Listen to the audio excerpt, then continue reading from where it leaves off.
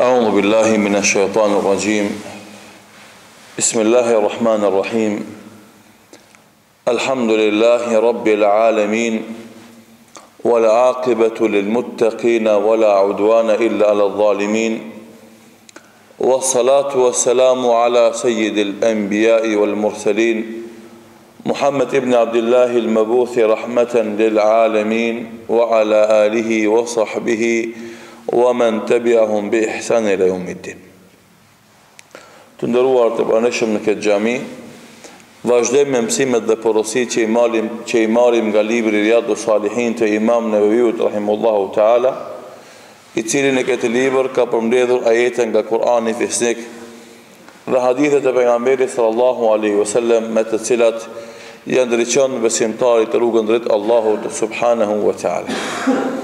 Në mësimet e kaluara ishim në kapitullin e 16, ku i përmendëm 10 ajete dhe 12 hadithe të cilat flisnin mbi rëndësinë që ka ndjekja e sunetit pejgamberit sallallahu alaihi wasallam, të cilat e inkurajojshin muslimanin që të kujdeset për sunetin e pejgamberit sallallahu alaihi wasallam dhe të edukohet në këtë frymë.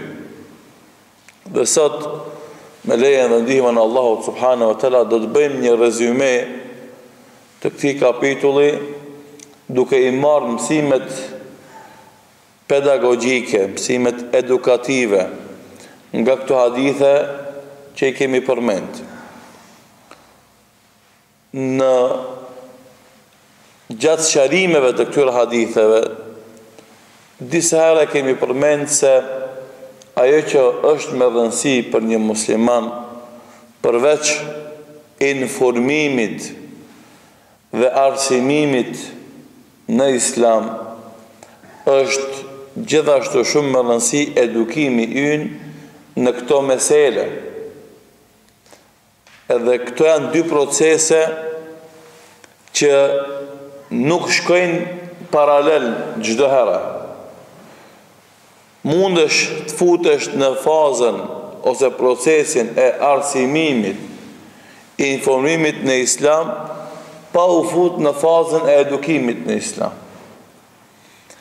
Dhe arsimimi dhe informimi në Islam nuk është qëllim në vete, por qëllimi i diturisë është vepra.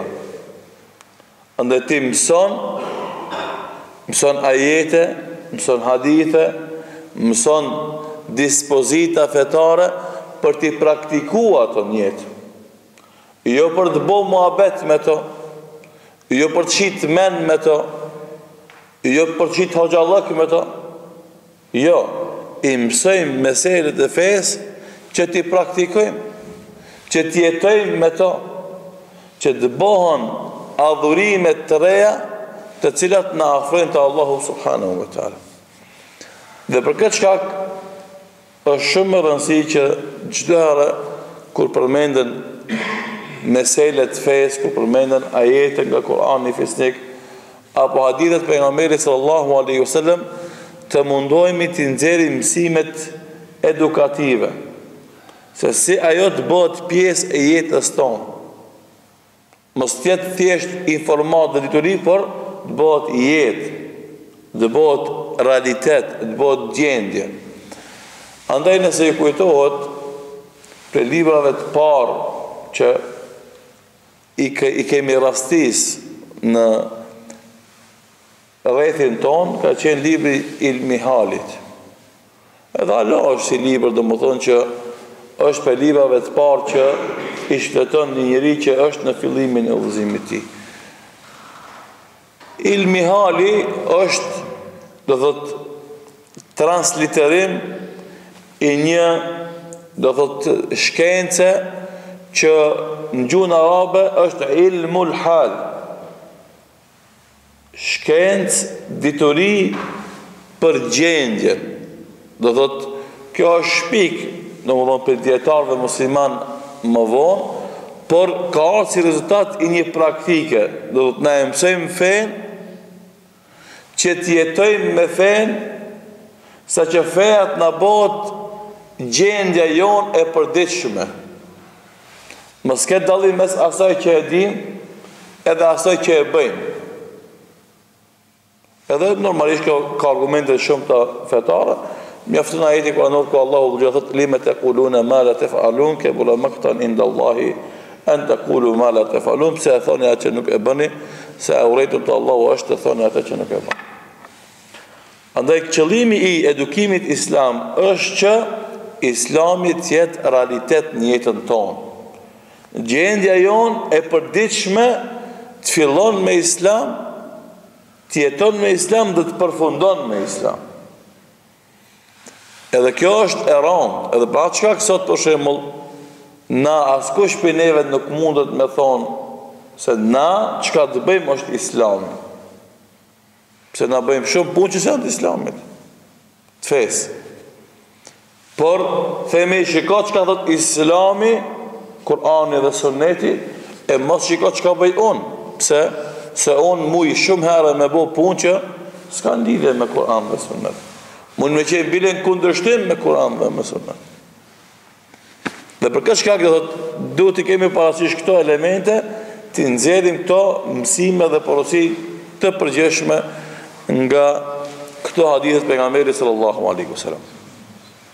Sunneti pejgamberit sallallahu alaihi wasallam është amaneti që ne kalon pejgamberi sallallahu alaihi wasallam. Edhe ashtu sikur se ka pesh amaneti kur e lën baba të bijt e vet ose i pari popullit vet, aq më shumë ky amanet të cilën e kalon pejgamberi sallallahu alaihi wasallam. Kujdesi jon për të qenë i madh, me njoft, me mësu dhe me jetu me te.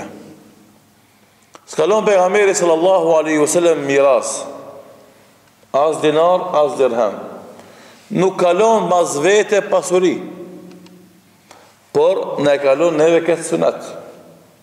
Andaj kush e don atë, dhe kush don me qenë umet i ti, dhe kush don me uringjall në flamurin e ti, duhet kujdeset për këtë sunet. Ai që e shpërfill sunetin, nuk i jep rëndësi, nuk i jep vlerë. Sunetin në dy kuptimet e vetë, edhe në kuptimin e rrugës pejgamberit alayhi salatu wasalam, po edhe të veprave që kush e bën shpërblehet dhe kush e bën nuk ka gjuna për te. Domethënë edhe jeta, edhe rruga e gjon, po edhe veprimet. Që na ikin neve shumë sunete nga jeta, për shembull, tik suneti i sabahut, i drekës, i qinis, akshamit, jacis, tikin dhikri i sabahit, i mas namazeve, i drekës, i qinis, tikin shumë sunete njetë prej pakujdesit tanë, prej shpërfilës, nuk je vlerë, nuk je rëndësi. Duket se, nuk ka shumë rëndësi. Sahabët kanë qenë ndryshe. Ndaj e përmendëm në dersin e të hanës Abdullah ibn Omerin radiallahu anhuma, i cili kur e mori vesh se çfarë vlere pas ka falja namazit të gjenazës dhe përcjellja e gjenazës deri në varrim, ai se kishte ditë më herët, çka tha? Laqad faratna fi qararita kathira. Tha i pas milon pas dore shumë uhuda. Shumë uhuda. Edhe kjo neve për ditë na vjen si sfidë, për shembull, se ti e fal drekën në jaja pash, për shembull. Edhe zakonisht ka gjenazë aty. Kur vete puna me shku me përcjell gjenazën, hamendesh. Dhe shejtanin atë shkoj, a mos shkoj. Po flas pra që s'ka punë. Edhe priton. Ftoft, larg, ku e qenë, ku se qenë. Edhe këtu, xhamati i pleq, ja shkojnë xhamati të ri. Ata special, shkojnë falën për shembull në ja pash, pse se e dinë se ati ka gjenaze, e para dhe më thonë, ta falë namazin me xhamat, e dyta ta falë namazin e gjenazes, edhe e treta, e dinë se zakonisht kur ka gjenaze, ka dhe autobus apo kera, edhe shkon ta përcjellë xhenazën. Shumë se vape kështu neve na derdhën, na humben. Ti paramendo, sikur se me pas një kese, me lirat arit, edhe për i derdhë. Nëse me i marë, ti i derdhë. Qka të njerëzit?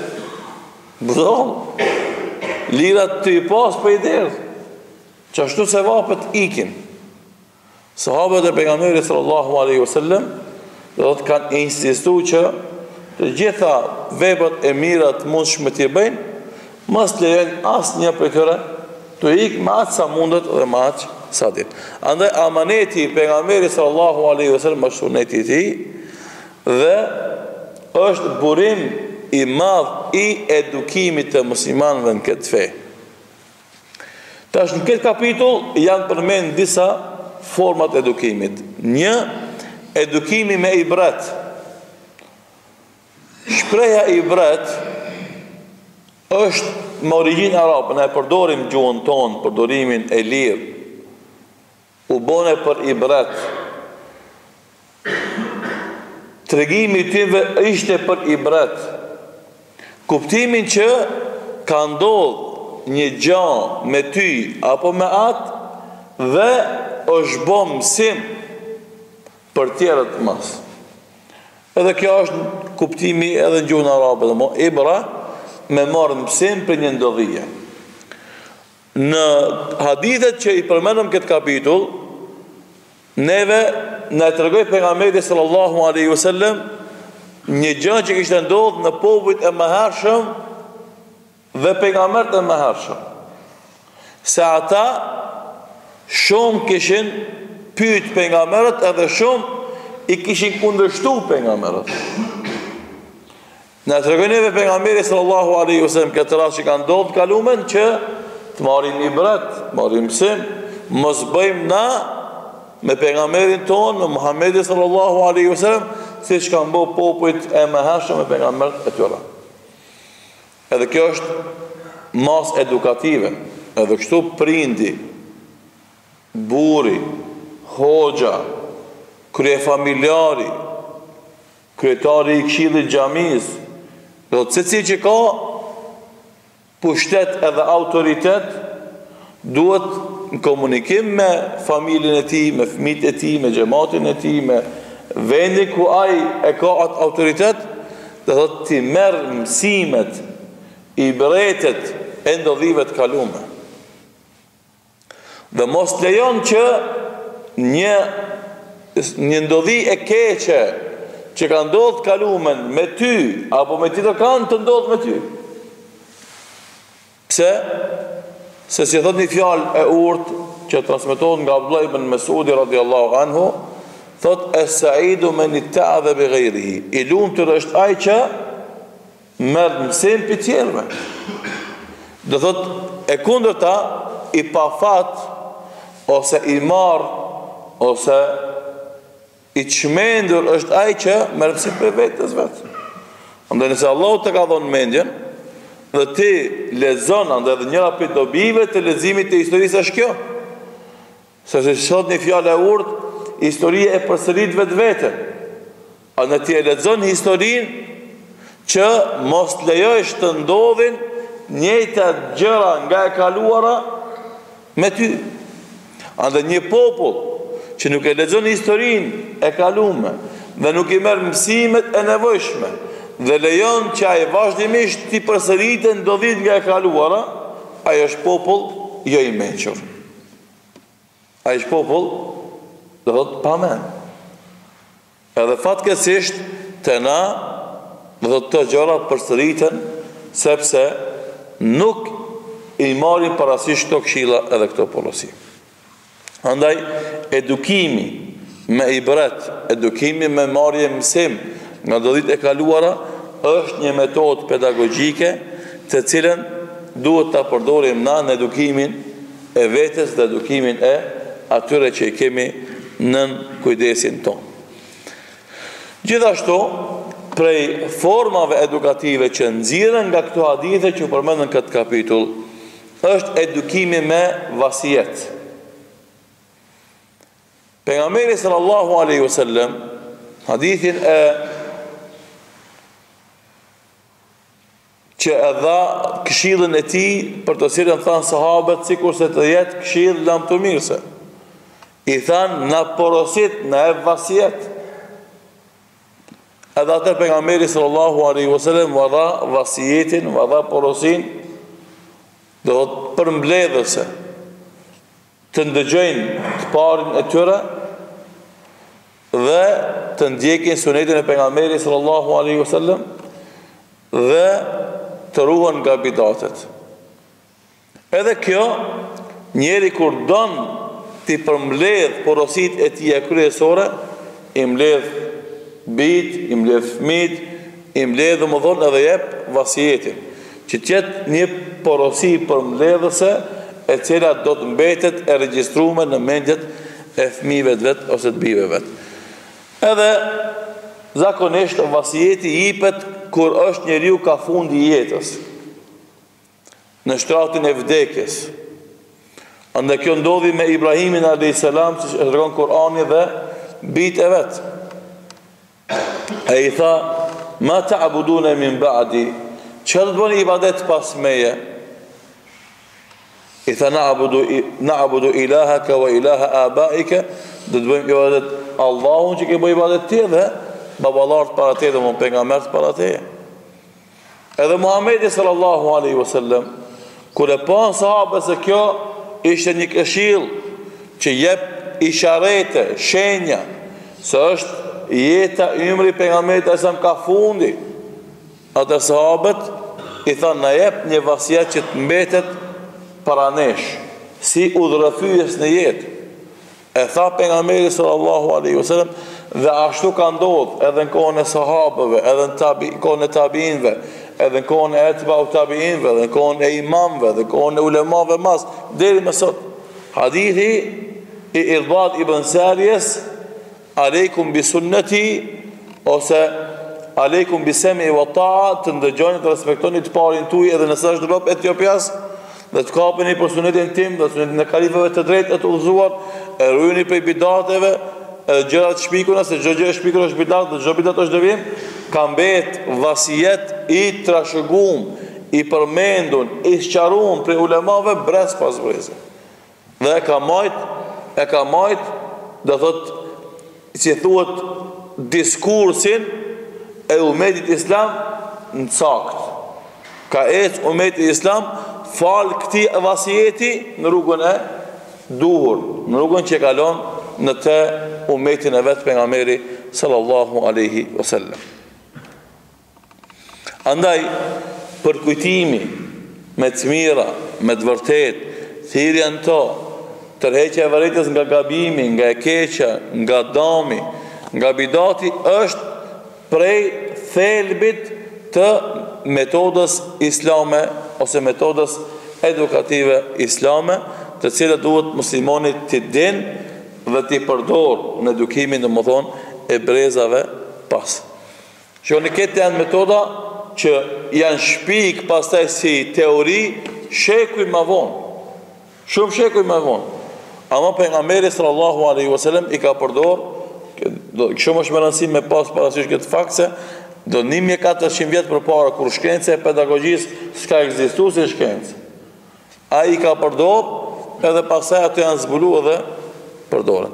Gjithashtu prej metodave pedagogjike, është inkurajimi dhe friksimi, që dush me përdor ti, edhe me gruan, edhe me fëmijët, edhe me shok, edhe do të inkurajon për veprat e mira, duke tregu vlerën që ka, shpërblimin që ka, bereqetin që ta sjell, çka fiton ti prej asaj vepre, dhe friksimin për veprat e këqija, sherrin që e kanë, damin që e sjellin, humbje që ti e kije prej atyre veprave të këqija. Pejgamberi sallallahu alaihi wasallam e përdori këtë kapitull edhe këtë metodë, edhe tha, kush më respekton mua hyn në xhenet. Kush nuk më respekton mua ka refuzuar me hyn në xhenet. Andaj tregoj se ndjekja e rrugës pejgamberit sallallahu alaihi wasallam të paguhet, të shpërblehet, dhe refuzimi i ndjekjes së rrugës së tij do të sjell pasoja negative, dënime, ndëshkime edhe humbje. Andaj pejgamberi sallallahu alaihi wasallam edhe praktikisht, përveç se si definicion, ishte në xhami, të rinit safat, e i tha, ose keni meditu safat, ose Allah i ka me ja përqa juve zemrat. Andaj praktikisht deshni me tërgu sahabëve se mos respektimi i urnave të Muhamedit sallallahu alaihi wasallam sjell pasoja konkrete njët, e përçan xhamatin. Andaj na e përmendëm gjatë dersit se sunneti bashkon, bidati përçan. Edhe çdo herë që do të mundohen orvatën ta paraqesin sunetin si përçarës, ata e kanë gabim, edhe nuk përputhet qëndrimi dhe mendimi i tyre me argumentet fetare. Se ehli sunneti wal jamaa, sunneti sjell bashkimin, edhe afërsinë e njerëzve mes veti. Bidati është ai që sjell përçarjen dhe shkapërderdhjen e forcës së muslimanëve. Dhe ummeti islam sot është i shkapërderdhur dhe i përçam për shkak se njerëzit janë larguar nga rruga e sunetit pejgamberit sallallahu alaihi wasallam. Do të kishin vazhdu rrugën e tij, do të kishte pas afërsi edhe bashkim, edhe afrim të qëndrimeve, të mendimeve, të opinioneve, ashtu si që ka qenë në kohën e muslimanëve të parë. Gjithashtu, prej metodave edukative që nxjerrën nga këto hadithe, është metoda e vrojtimit. Metodë edukative, vrojtimi, në nalësh edhe e përcjell. Çka bën filani sot, çka bën nesër, çka bën mas nesër. Edhe ti duke e përcjell veprimin e tij, ja zgjedh ilaçin që jep me përdor. Andë kjo është puna edhe në mjekësi, edhe në pedagogji. E marrin përsi për mjeku, pedagogu, t'ja përcjellin sjelljen. Çka e nervozon, çka e pajton, çka e idhnon, çka e provokon, edhe në bazë atyve veprime, reagimeve të atij, ja jep dozën edukative, dozën e korrigjimit, e përmirësimit. Pejgamberi sallallahu alaihi wasallam si edukatori suprem e përdor këtë, do thot, me sahabët e tij. Andaj duke hangur buk, njoni han me dorën e majt. E i thot pejgamberi sallallahu alaihi wasallam, mos ha me dorën e majt. E vëren gabimin, edhe intervenon me korrigju gabimin. Edhe imam i xhamis, hoxha, baba në shtëpi, lideri, udhëheci i popullit, duhet me konë 24 orë si qelë. Nuk duhet me imshel sytë edhe mu bo se s'po shef. Për kundrazi, duhet mi po ketë veprimet e xhamatit edhe me intervenu. Mi po ketë veprimet e antarët familjes edhe me intervenu. Andaj një krye familjar që i mshel sytë me qëllim që mos shef çka po ndodh prej gabimeve në shtëpi, ai e shkatron atë shtëpi. Një lider politik që i mshel sytë dhe bon se s'po shef zarari, dami, e keqe që i ndodh popullit vet, ai është duke ndihmu shembjen në shkatrimin e shtëpisë së popullit vet. Edhe hoxha njëjtë, nëse në xhamin e vet hesht ose i mshel sytë ka shi gabimeve që ndodhin, edhe bon se sikur se s'po shef, atëherë ai është duke ndihmu mu shemba e shtëpi. Pra duhet me qenë dhe si qelë, edhe me i vërejt zhvillimet, të mirat me i inkuraju, me i promovu, qijat me intervenu, me i nal, edhe mës me ilon me ndodhë. Andaj edhe kjo është një metodë që ka një rëndësi të madhe në përmirësimin e gjendjes së atij që ti don ta përmirësosh edhe të edukosh dhe ndihmon në zhvillimin e vazhdueshëm pozitiv të njeriut dhe këtë rast muslimonit. Gjithashtu prej metodave që miren ose nxirren nga këto hadithe është edukimi i thuhet preventiv. Edukimi preventiv. Do të që përkthejmë me atë fjalën e urtë popullore të na shqiptar, për të burë sa së zhbon, e kur të bëhet më zban za. Kjo është ajo metoda preventive, që mi pri punëve për para, me qenë larkë pamës, edhe mos me leju që do thot këqijat me ardh me u grumbullu e me të marrë përpara.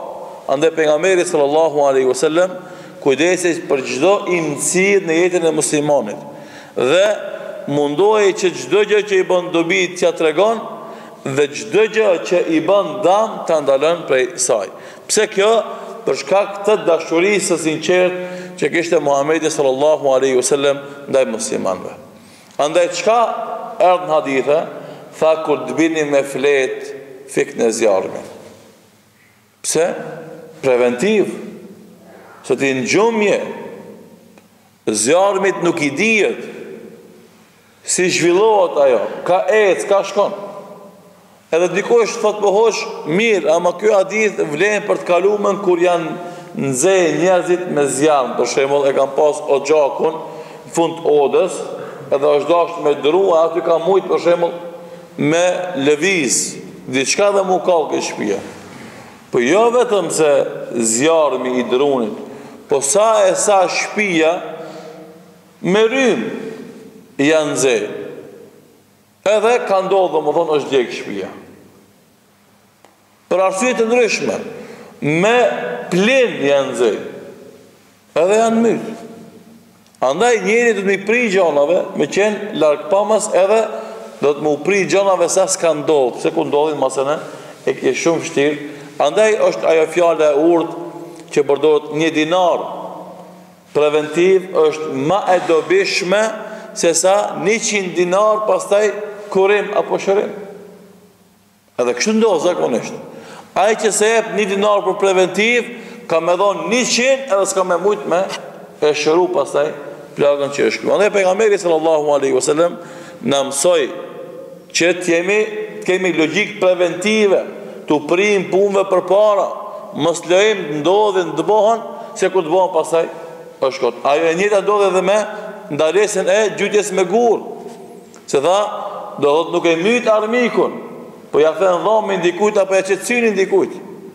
Andaj mos u merr me kësi gjona që ti mundesh me bë dëm dikujt tjetër.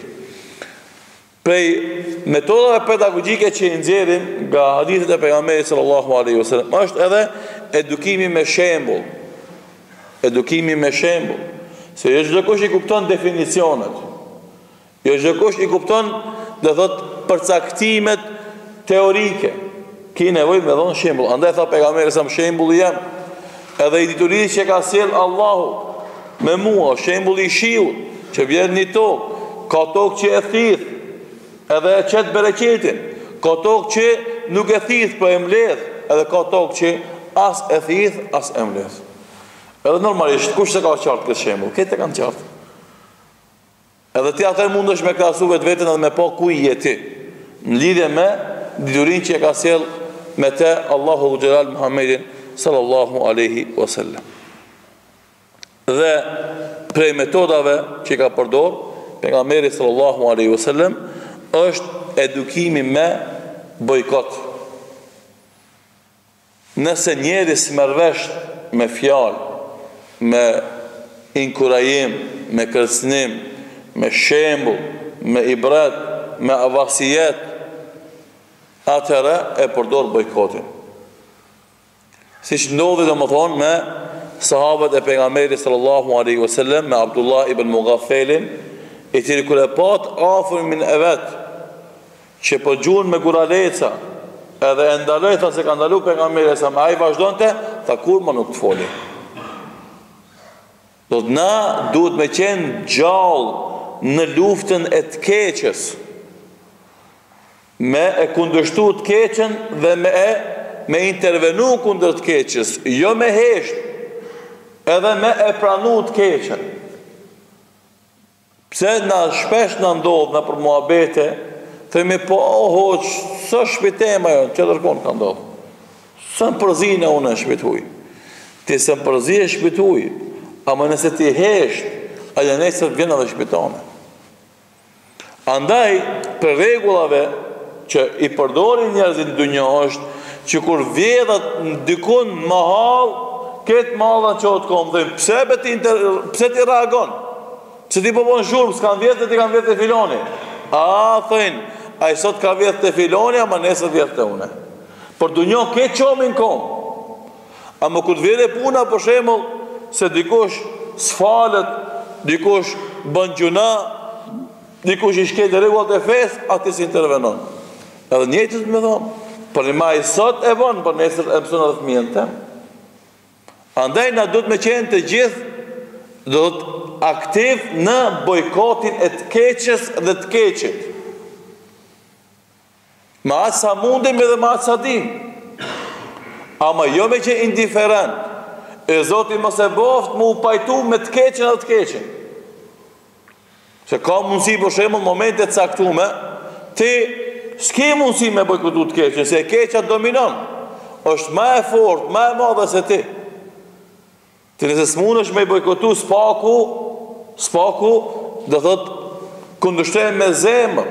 Mos u bën indiferent, e Zoti na rujt më bë ti dakord, më pajtue me atë të keqe. Ande këto janë mësimet dhe porositë pedagogjike që nxirren nga këto hadithe që janë përmendur këtë kapitullin 16, para se me kalon kapitullin e 17, kapitullin që na tregon se e kemi detyrë dhe obligim të nënshtrohemi vendimeve të Allahut subhanahu wa taala. Andaj është shumë më rëndësishme që këto mësime, metoda edukative të marrim dhe të fillojmë të praktikojmë kadal të fëmijët e tonë.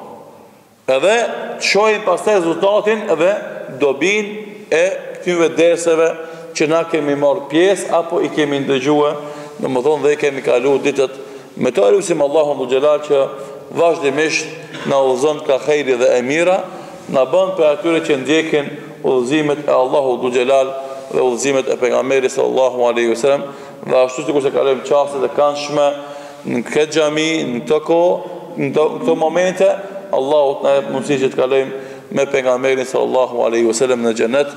Wallahu ta'ala a'lam, sallallahu ala Muhammedin wa akhiru da'wana alhamdulillahi rabbil alamin.